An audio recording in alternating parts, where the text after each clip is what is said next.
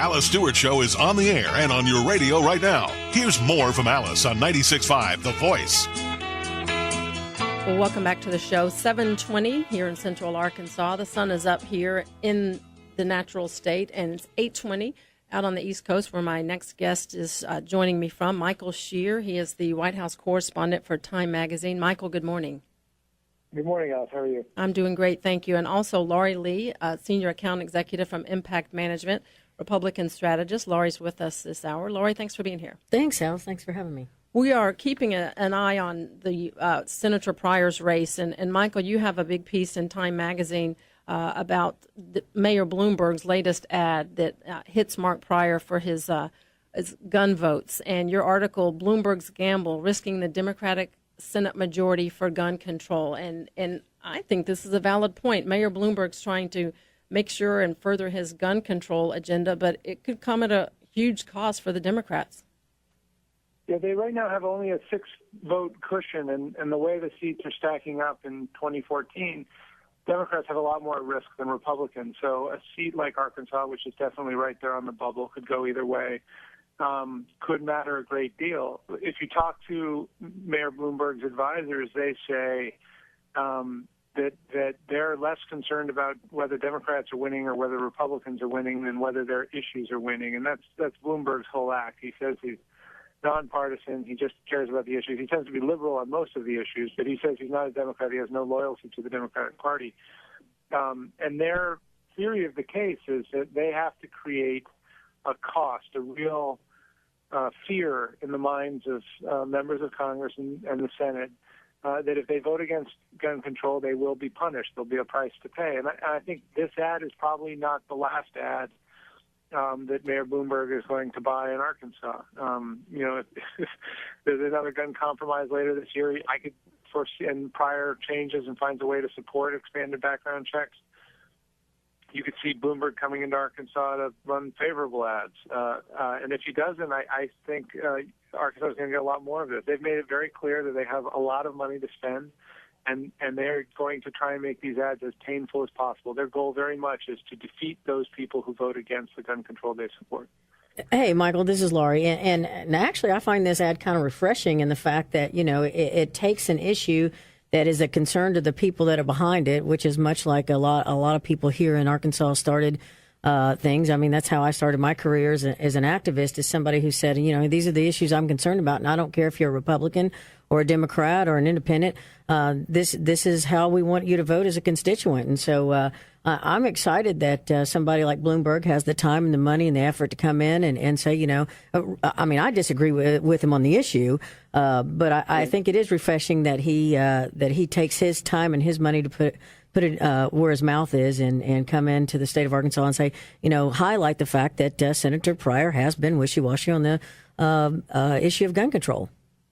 And you're in luck because the Supreme Court's ruling a few years back now makes it much easier for wealthy people to self-fund attack ads or support ads like this to get their voices in the middle of campaigns. We saw a lot of it in the presidential race, obviously, in which Arkansas didn't get hit with it too bad. But if you knew anybody in Ohio, they would get 10 ads in a row, all attacking Romney or Obama, and most of those ads were paid for not by the campaigns that had raised small amounts of money, but by groups and individuals that had just written very large checks, and that wasn't something they could do a few years back. But now it's very common.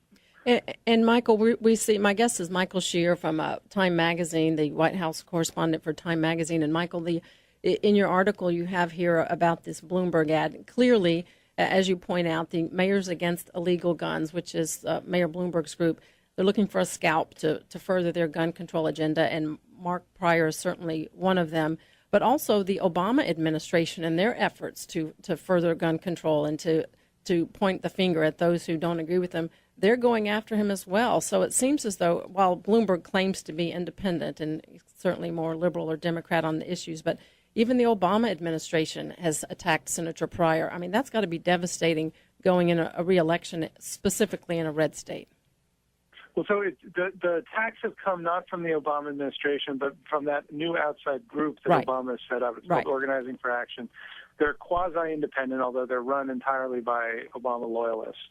And I think there is a slight difference here. It is surprising and notable that they're going after Democrats. I mean, they even staged a protest up in Montana against Max Baucus, who was another Democrat who voted against this background check expansion. But they also say that they are not in any way going to be involved in elections. And what that means is when we get closer to Election Day, they say they're going to go quiet, that they're just focused on the issues. They're not taking out ads yet, although it's possible they will.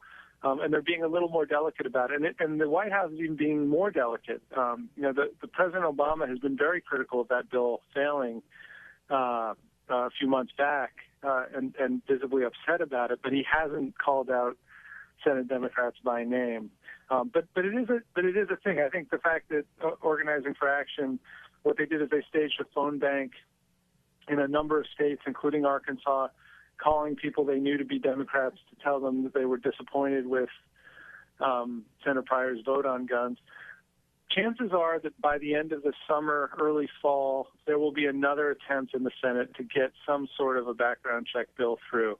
And so this issue could get shuffled. And it's not clear at all that Senator Pryor will be able to go along with whatever new bill comes forward, but it is possible that this passes.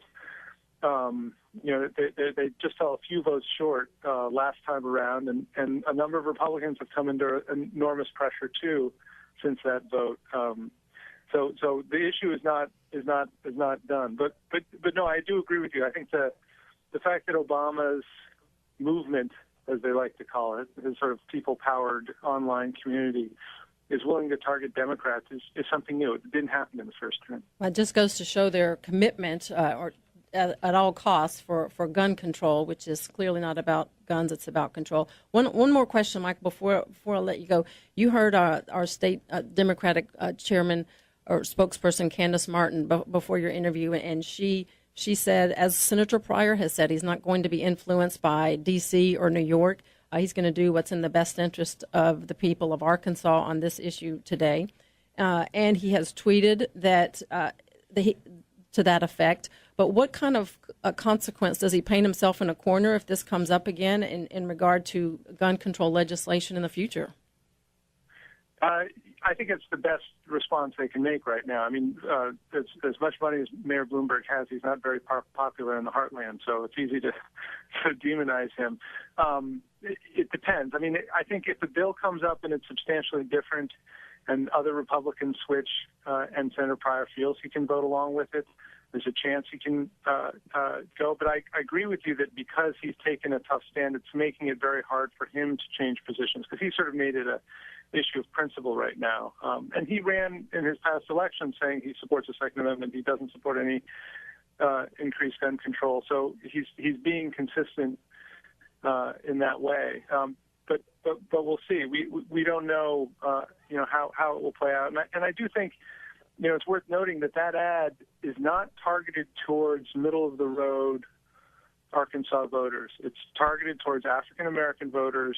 It's targeted to Democrats, people who are in the Democratic Party who might know, this age, who is talking about the murder of her friend. So it's not just the middle of the road voters that are being targeted. What Bloomberg is trying to do is decrease turnout among Pryor's base, and that's in some ways a more dangerous strategy for Pryor. Those people are not as turned off by Bloomberg as probably most Arkansans are. No doubt. Michael Scherer, Time Magazine, we appreciate your thoughts and your time. And clearly, I agree with you, the Heartland is not a big fan of Michael Bloomberg because we love our guns and we love our supersized soft drinks. That's right. All right, Michael, thanks so much. Appreciate your time. Have a great day.